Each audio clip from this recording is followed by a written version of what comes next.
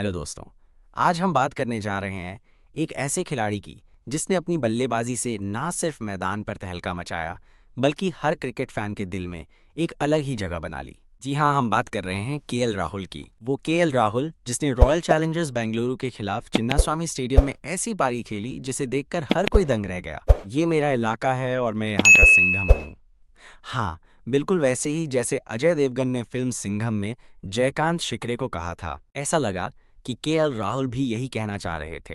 ये मेरा चिन्नास्वामी है, आरसीबी मैनेजमेंट, और मैं यहाँ का केएल राहुल। केएल राहुल ने जो पारी खेली वो ना सिर्फ अद्भुत थी बल्कि अविश्वसनीय और अवर्णनीय भी थी। उनकी इस पारी ने आरसीबी की हालत ऐसी कर दी कि ना मिला खुदा ना मिसाल सनम। आरसीबी के वो फैंस जो अपनी टीम के लिए सारी दुनिया से लड़ने को तैयार रहते हैं, वो भी केएल राहुल की इस पारी के सामने सिर झुकाकर रह गए। और ये बनता है गुरु, क्योंकि केएल राहुल ने जो कमाल किया उसका कोई जवाब नहीं।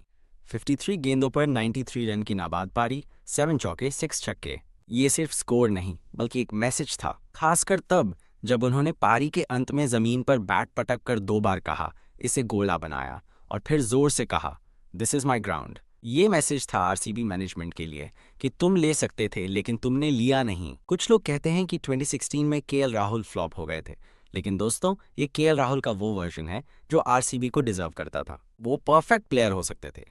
अगर देवदत्त पडिक्कल की जगह केएल राहुल होते तो शायद आरसीबी की बल्ले बल्ले हो जाती, लेकिन नहीं लिया गया और राहुल ने इस पारी से अपना जवाब दे दिया। आमतौर पर केएल राहुल बड़े ही शांत, कूल और कंपोज्ड प्लेयर माने जाते हैं। गुस्सा दिखाना उनकी फितरत में नहीं, लेकिन इस मैच में उन्होंने गुस्सा दिखाया। इस मैच में आपको उनकी दोनों शख्सियतें नजर आईं। पहले 28 गेंदों पर 29 रन, शांत, संयमित, और फिर अगली 25 गेंदों पर 64 रन, आक्रामक, विस्फोटक। वक्त बदला, जज्बात बदले, हालात बदले, और राहुल ने अकेले दम पर दिल्ली को मैच जिता दिया। जरा सोचिए, दिल्ली 56 रन पर 4 विकेट खो चुकी थी। वहां से मैच जिताना कोई आसान बात नहीं, लेकिन राहुल ने न सिर्फ मैच जिताया बल्कि गोला बनाकर डंडा ठोककर कहा, दिस इज माई ग्राउंड। ऐसा लगा जैसे बापू भी कह रहे हो, हाँ हाँ भाई तेरा ही है। फैंस तो बस यही कह रहे हैं, केएल भाई, we love this version of you, बदलना मत। ये अग्रेसिव केएल राहुल जो इतना एक्सप्रेस करता है, इसे हमने पहले कभी नहीं देखा, और यही वजह है कि ये पारी इतनी खास बन गई। अब एक बड़ा सवाल उठता है, जब केएल राहुल पर आईपीएल में कैप्टेंसी का बोझ नहीं है तो वो एक मॉन्स्टर बन जाते हैं, वो मिस्टर डिपेंडेबल बन जाते हैं, वो क्लासी प्लेयर बन जाते हैं। वो कहते हैं, मैं हूं तो टेंशन नहीं लेने का, चाहे चिपॉक हो या चिन्नास्वामी, मैं हूं तो सब मुमकिन है। और इसीलिए हम पूछ रहे हैं, क्या केएल राहुल टी20 वर्ल्ड कप 2026 का हिस्सा बन सकते हैं? जरा सोचिए, विकेट कीपर बल्लेबाजों की बात करें तो कौन कौन है इस रेस में? पहला नाम संजू सैमसन, इस सीजन में उनकी फॉर्म अभी तक वो बात नहीं दिखा पाई। दूसरा नाम ऋषभ पंत, बैटिंग में वो फ्लॉप रहे हैं। तीसरा नाम जितेश शर्मा, कुछ खास परफॉर्मेंस नहीं दिखा पाए, कई मैचों में निराश किया। फिर अभिषेक पोरल, अभी बहुत टाइम है, वो युवा है, अनुभव की कमी है। इसके बाद ईशान किशन एक मैच में चले लेकिन फिर फ्लॉप। लेकिन केएल राहुल वो खिलाड़ी जिनके पास अग्रेशन है, एटीट्यूड है और सुकून भी है। ठीक है, मैं आगे बढ़ता हूँ उसी धीमी गति से। जरा सोचिए, दिल्ली 56 रन पर 4 विकेट खो चुकी थी। वहां से मैच जिताना कोई आसान बात नहीं, लेकिन राहुल ने न सिर्फ मैच जिताया बल्कि गोला बनाकर डंडा ठोककर कहा, दिस इज माई ग्राउंड। ऐसा लगा जैसे बापू भी कह रहे हो, हाँ हाँ भाई तेरा ही है। फैंस तो बस यही कह रहे हैं, केएल भाई, we love this version of you, बदलना मत। ये अग्रेसिव केएल राहुल जो इतना एक्सप्रेस करता है, इसे हमने पहले कभी नहीं देखा, और यही वजह है कि ये पारी इतनी खास बन गई। अब एक बड़ा सवाल उठता है, जब केएल राहुल पर आईपीएल में कैप्टेंसी का बोझ नहीं है तो वो एक मॉन्स्टर बन जाते हैं, वो मिस्टर डिपेंडेबल बन जाते हैं, वो क्लासी प्लेयर बन जाते हैं। वो कहते हैं, मैं हूं तो टेंशन नहीं लेने का, चाहे चिपॉक हो या चिन्नास्वामी, मैं हूं तो सब मुमकिन है। और इसीलिए हम पूछ रहे हैं, क्या केएल राहुल टी20 वर्ल्ड कप 2026 का हिस्सा बन सकते हैं? जरा सोचिए, विकेट कीपर बल्लेबाजों की बात करें तो कौन कौन है इस रेस में? पहला नाम संजू सैमसन, इस सीजन में उनकी फॉर्म अभी तक वो बात नहीं दिखा पाई। दूसरा नाम ऋषभ पंत, बैटिंग में वो फ्लॉप रहे हैं। तीसरा नाम जितेश शर्मा, कुछ खास परफॉर्मेंस नहीं दिखा पाए, कई मैचों में निराश किया। फिर अभिषेक पोरल, अभी बहुत टाइम है, वो युवा है, अनुभव की कमी है। इसके बाद ईशान किशन एक मैच में चले लेकिन फिर फ्लॉप। लेकिन केएल राहुल वो खिलाड़ी जिनके पास अग्रेशन है, एटीट्यूड है और सुकून भी है।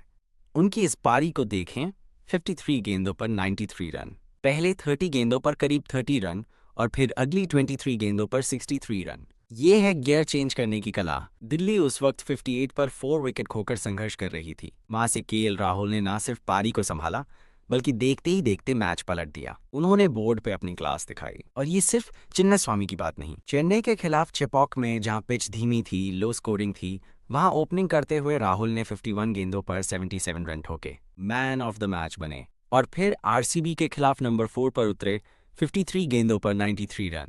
मतलब आप जहां मर्जी खिलाओ, राहुल हर हाल में रन बनाएंगे। जब टीम इंडिया में ज्यादातर खिलाड़ी हिटर हैं, सूर्य कुमार यादव, हार्दिक पांड्या, रोहित शर्मा, तो क्या KL Rahul T20 world cup 2026 के लिए एक बड़ी स्टेटमेंट दे रहे हैं? खासकर जिस तरह से उन्होंने गियर चेंज किया, वो मुझे सबसे ज्यादा प्रभावित करता है। जरा उस पल को याद करें।